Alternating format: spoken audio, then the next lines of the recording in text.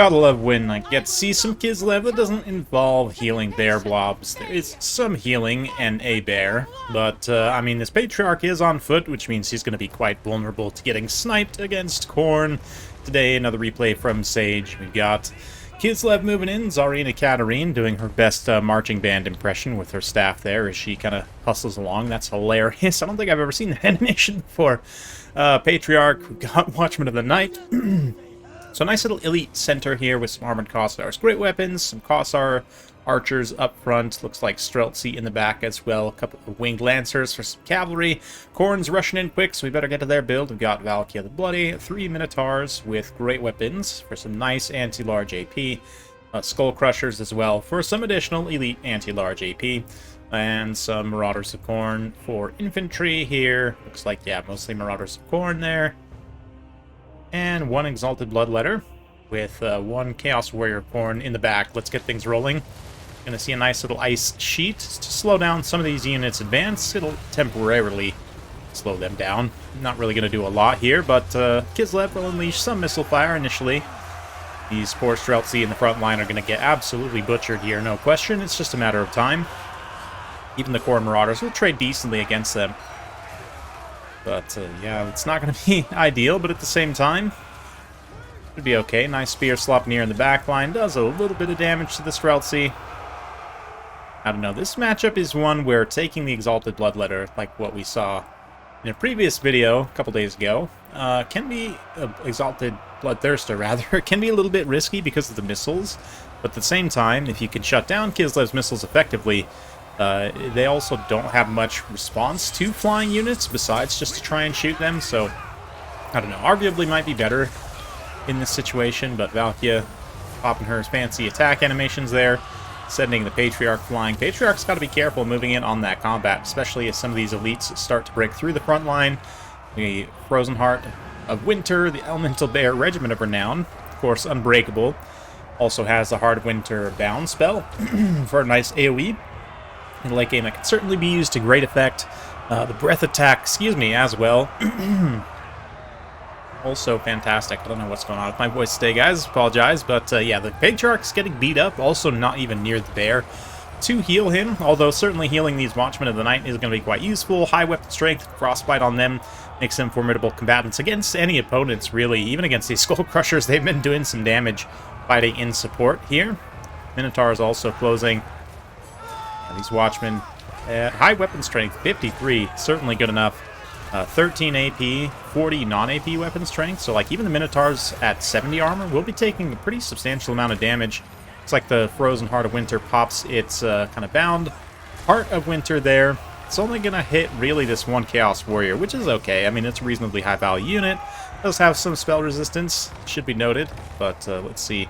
Armored Kossars here getting butchered by the Exalted Bloodletters. No surprises, as they also kind of pursue those Streltsy, trying to disengage. Looks like they might have been caught up, and the Streltsy might successfully be able to start firing back. Nice ice sheet there, timing as well, but yeah, Streltsy having some line of sight bug issues where they're, now firing. Nice withering volley into those Exalted Bloodletters, but some tactical reserve Warhounds closing in, going to temporarily shut them down, so a little bit rough there. That said, the Patriarch and Katarina are both getting absolutely clobbered here in the center. Valkia and the Minotaurs and the Marauders doing their best. Just circle beat them to death. Watchmen of the Night are trying to watch. But, well, they can only but watch, as they are kind of screened away from these higher value single entities for Kislev. Not, insanely high value. But, yeah, it's getting the Lords and Heroes sniped. It's definitely going to be rough. The Elemental Bear will have no healing. Won't be any more spells. I mean, Katarina was mostly throwing around ice sheets anyway. A little bit of Frostblades probably here or there that I missed as well. But it's basically even so far, which the balance of power actually, if you caught in the beginning, did start in Khorne's favor. So right now it's actually a net gain for Kislev, despite losing those characters. I mean, Katarina's probably relatively cheap. Not insanely cheap, but really just those 2 spells out of her kit, so it can't be that expensive either. And a lot of resources, Watchmen of the Night and the Bear, both of which are still operational. The Bear in particular has a beautiful opportunity for a nice breath attack. Oof, does some friendly fire there. Friendly ice? I don't know. Anyway, friendly damage, let's say, which is going to force Fire Blood, but those Watchmen will continue fighting and actually might even break those Minotaurs and Skull Crushers. We'll see, perhaps not. Frozen Heart of Winter now has to face some inserted anti-large troops, but they've all taken substantial damage, so from kind of a target priority perspective, right, Kislev has done a lot to basically all the anti-large multi-model units, right? I mean, Valkia still has quite a bit of HP left, but all the Skull Crushers, Minotaurs have been effectively shut down.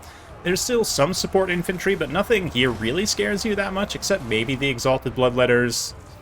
Chaos Warriors of Khorne are okay, but Valkia taking this fight unsupported is definitely not a good idea.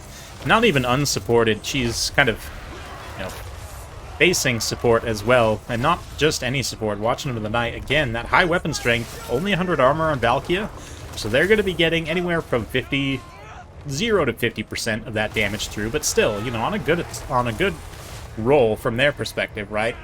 Bad armor roll for Valkia, they'll still get a solid 20 damage, plus 13 AP, plus the bonus versus infantry. I think is also in a similar split, so I'm not sure about that, but anyway, you get the idea. It's still a substantial amount of damage, potentially, on a good dice roll. And even still, you know, just them absorbing the hits and allowing the bear to focus on Valkia, not get distracted by these other infantry units, just super critical at this point. Wing Lancers also had been in tactical reserve, are coming to save the day here.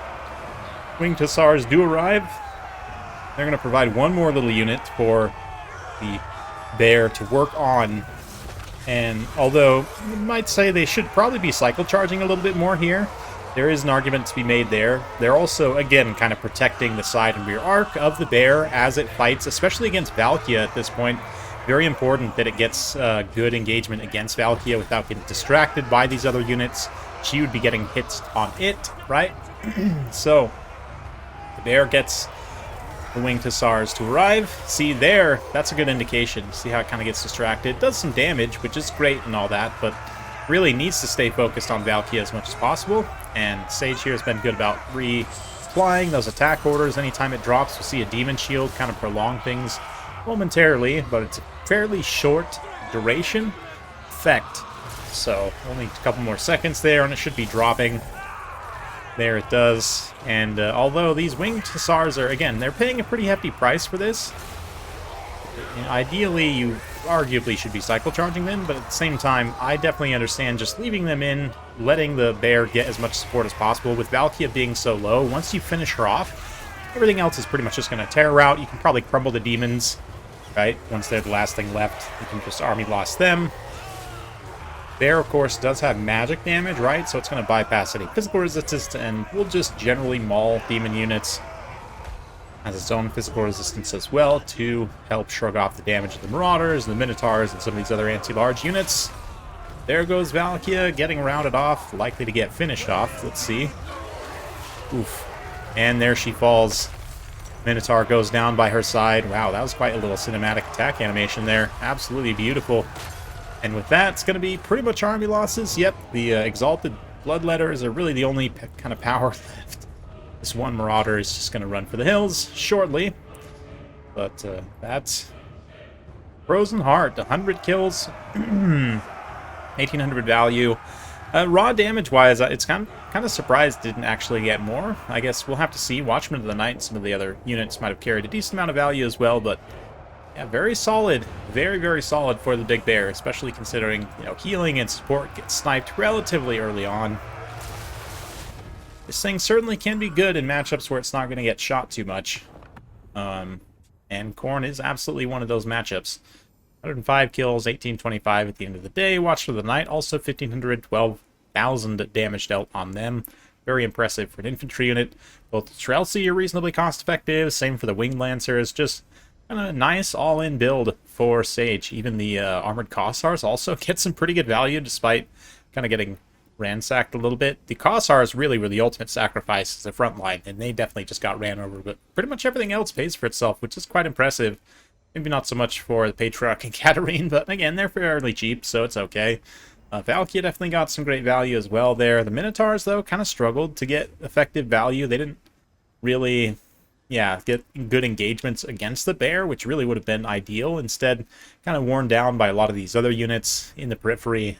So not the best, but certainly something that can happen. Minotaurs, even the Khorne ones with their additional armor, can often get worn down when they're isolated and picked apart like that. But still, very fun battle. Hopefully you guys enjoyed that one. If you do like this sort of content, be sure to like, subscribe, hit that bell notification. Every time I upload a new video, you'll be notified. Thanks again. We'll see you next time.